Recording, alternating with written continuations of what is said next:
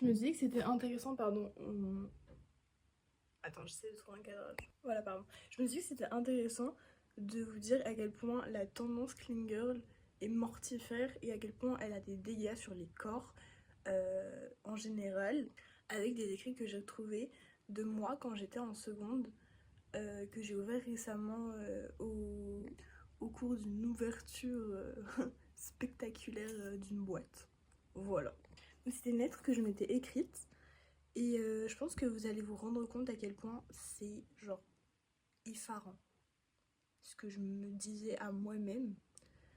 Genre, je me pose des questions et ces questions-là, elles sont mais genre tellement effrayantes. Enfin bref, je vous laisse vous en délecter au final. Du coup, vous avez déjà vu...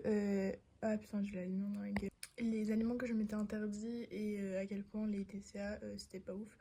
Mais là, la tendance clean girl, elle a eu des dégâts sur mon corps. Et bref, je veux vous en parler.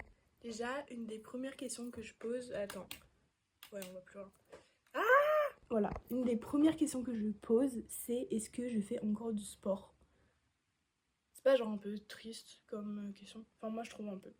D'autant plus que j'utilise le sport comme un moyen de perdre des calories. Voilà.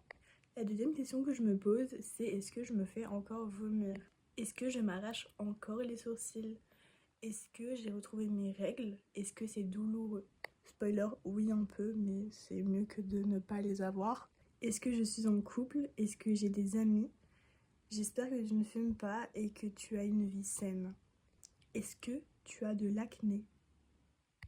Est-ce que tu te trouves toujours aussi grosse?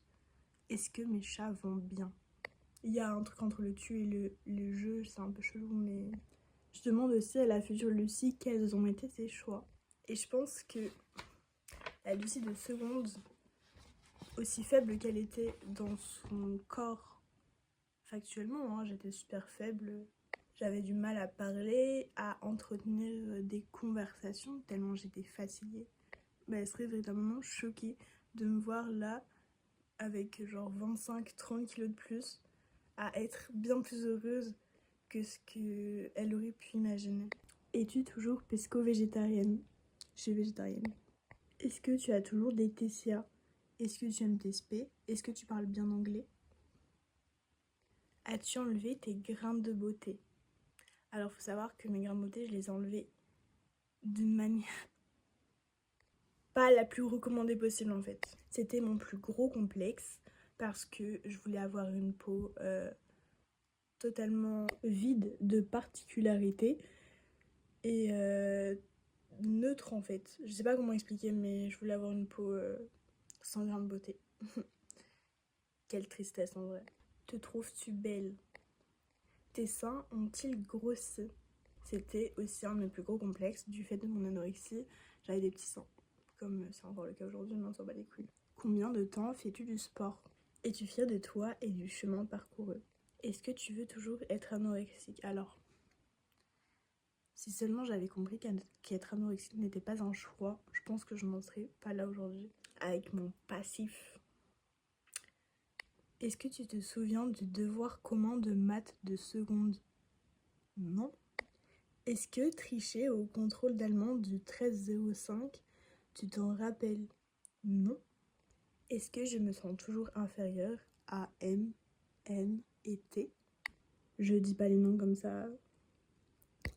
J'espère que tu n'as pas de tatouage, que tu ne bois pas, que tu ne comptes plus tes calories et que tu n'utilises pas Instagram. Parce que je voyais Instagram comme une perte de temps, alors que de nos jours, qu'est-ce que je raconte?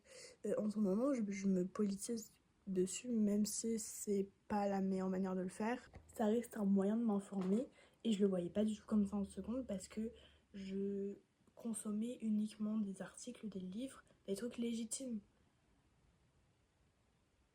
Et ça me prenait énormément de temps. Et en fait, je voyais Instagram comme une plateforme pour les gens un peu bêtes. Genre, j'étais extrêmement méprisante en seconde. Et c'est vraiment un truc sur lequel j'ai un peu réussi à travailler, heureusement. J'écrivais aussi « J'ai peur du futur, ma belle ».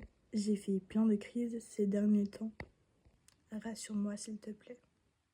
J'écrivais aussi j'ai des énormes cuisses. Ça n'a aucun rapport avec la lettre Lucie, pourquoi? J'écrivais à l'arrière de cette lettre en anglais. Est-ce que je prends encore de la paroxétine pour survivre? Non, je suis sous fluoxétine et Abilify et je me porte bien mieux. La paroxétine, c'est vraiment de la merde, hein. Mes plats favoris sont faits de pois cassés, de skyr, de pommes et de quinoa. J'ai pitié de cette fille de seconde en vrai. Vraiment, c'est genre... Pourquoi tu n'aimais pas les plats, genre, que tout le monde aimait? Bah en vrai, logique, genre, j'avais des TCA, mais c'est tellement triste, tu vois. J'écrivais aussi que j'adorais le running, le fitness à la maison, le pilates et lire. Lire, c'est toujours autant le cas, mais la course et tout, ça m'a tellement traumatisée. Genre, j'ai un rapport vraiment conflictuel avec le sport, puisque j'ai entretenu un très mauvais rapport avec ce dernier. Anyways, vraiment, je suis assez contente de la manière dont j'ai pu évoluer au cours des 2 dernières années. Vraiment, c'est tellement une victoire, genre. Je vous souhaite, si vous êtes atteinte de TCA, de vous en sortir, de trouver l'aide, qu'elle soit bénéfique pour vous. Donc voilà, prenez soin de vous, prenez soin de vos proches. Je suis Hugo Décrypte. Pas lui. Non. Et à l'époque, j'écrivais énormément de poèmes sur mes TCA parce que c'était un peu mon Roman Empire de l'époque. Ça prenait toute mon énergie que de penser aux calories que je pouvais ingérer. Je vais pouvoir vous en montrer quelques-uns de mes poèmes. Et voilà. Compter, peser, savoir, chiffrer, connaître, mesurer, pleurer, juger, regarder, courir, souffrir, vouloir, pouvoir, même l'air et calories. Je n'attends plus que demain et je recommencerai. H. Compote, baguette, yaourt, tous, tête, stress, mal d'amour, mal de moi, même. Je prends les devoirs pour un de ceux que j'aime, mais je ne me l'avouerai jamais. Indépendance, studieux, je vois haut, je vois ce que ne voit pas, non dit, sourire, crise, traîner avec.